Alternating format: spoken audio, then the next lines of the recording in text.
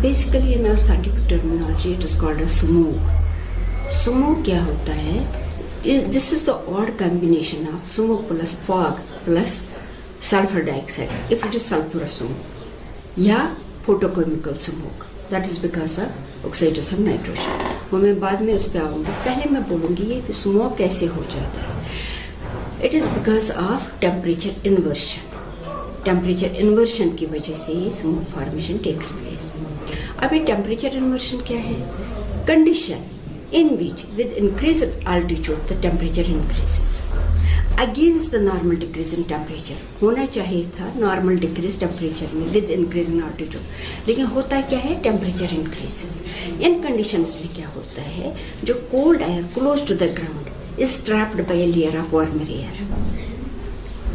Thus, during this inversion, air becomes stagnant when winds are calm, and pollution becomes trapped close to the ground in the troposphere.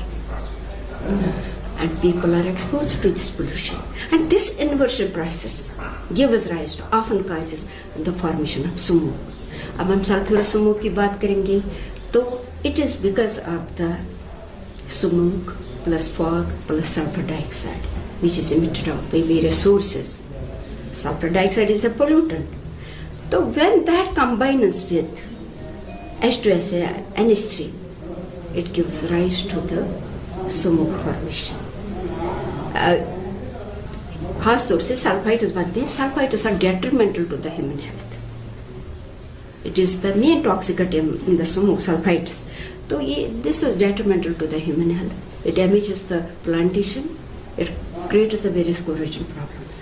While अगर हम photochemical smoke की बात कर रहे हैं, it is because of the when oxidation of nitrogen and gets exposed to UV rays,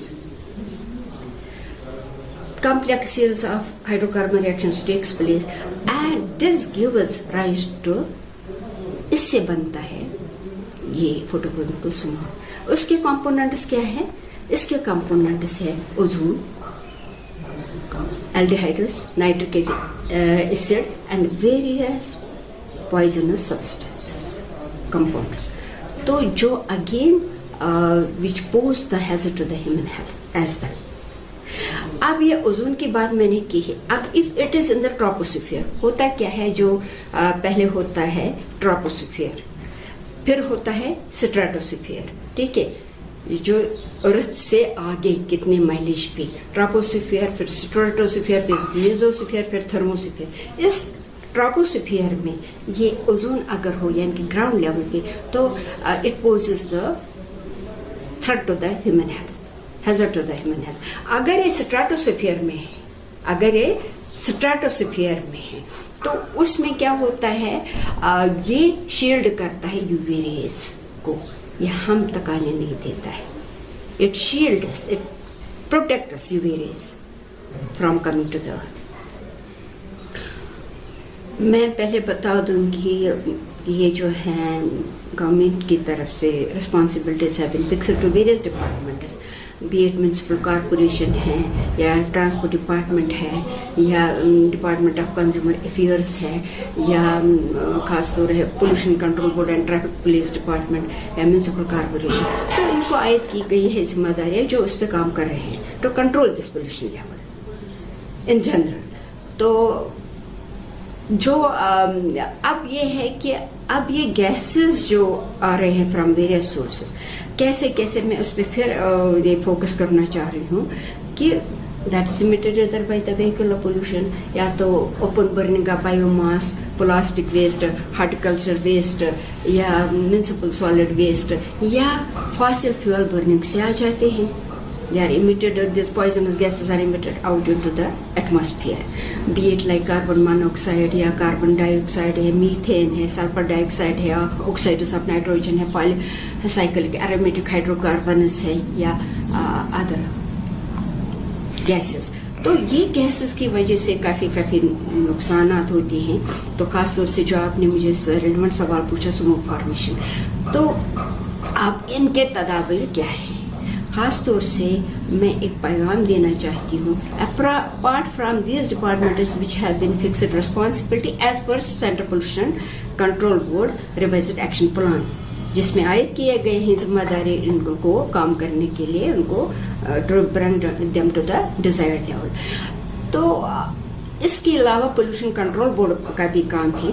हमारा काम है, डायरेक्ट इन्वॉल्वमेंट है इंडस्ट्रियल पोल्यूशन को कंट्रोल करने के लिए, जो हम कर रहे हैं.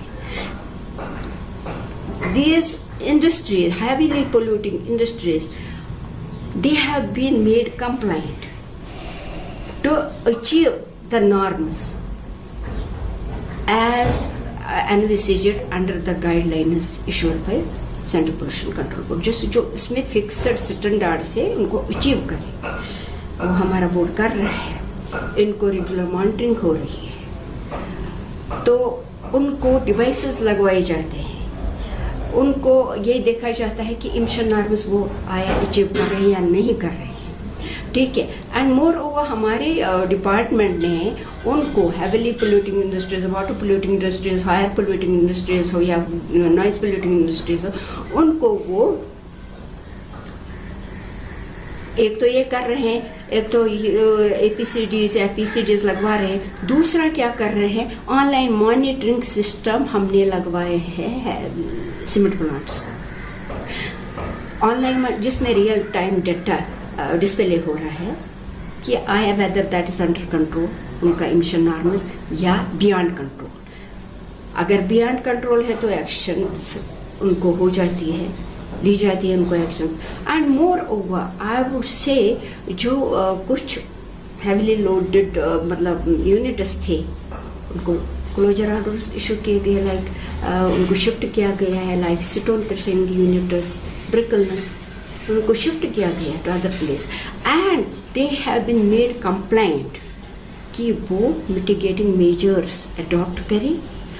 और ब्रिकलनेस को जिगजैग टेक्नोलॉजी लगवाई गई है हमारे बोर्ड ने, जिससे काफी पोल्यूशन अंडर